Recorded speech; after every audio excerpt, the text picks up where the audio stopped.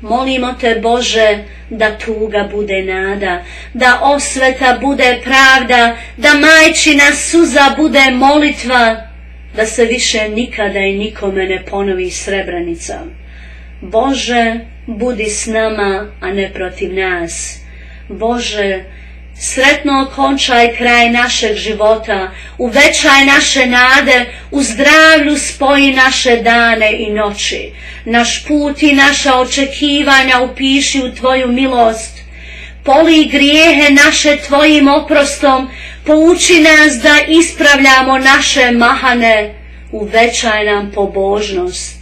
Obdari nas znanjem da čitamo nove znakove iz Tvoje vjere.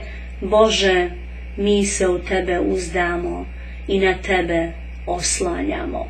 Bože, učvrsti nas na pravom putu, spasi nas od grijeha zbog koje ćemo se kajati na sudnjem danu.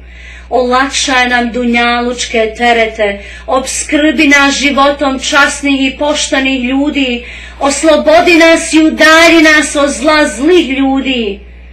Tvojom milošću udalji naše očeve i naše majke, i našu braću i naše sestre od vatre.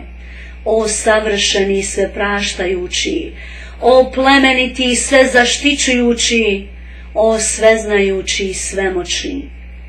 Hurmetom ovih šehida ovdje molimo te, Bože, da nam grijeh nestane, da nam briga prestane, da nas bolest ostavi, da nas strah napusti, da nas siromaštvo ne prati, da nas bijeda ne vidi, da nas ljenost ne uhvati, da nas krivi put ne prevari.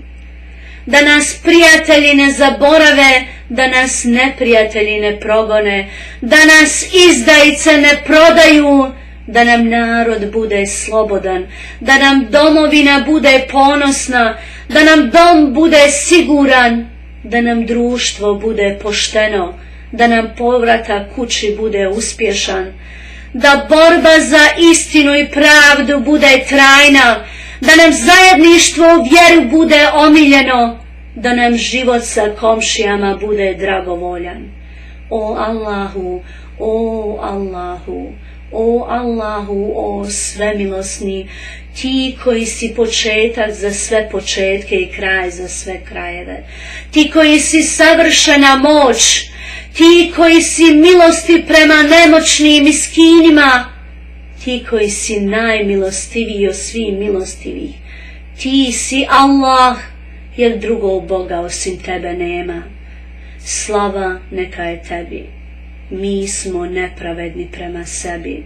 Bože, neka je salavat i salam na poslanika Muhammeda sallallahu alaihi wasallam, na njegovu porodicu i njegove ashabe. I neka je naša zadnja dova: hvala Allahu, gospodaru svih svjetova. Amin.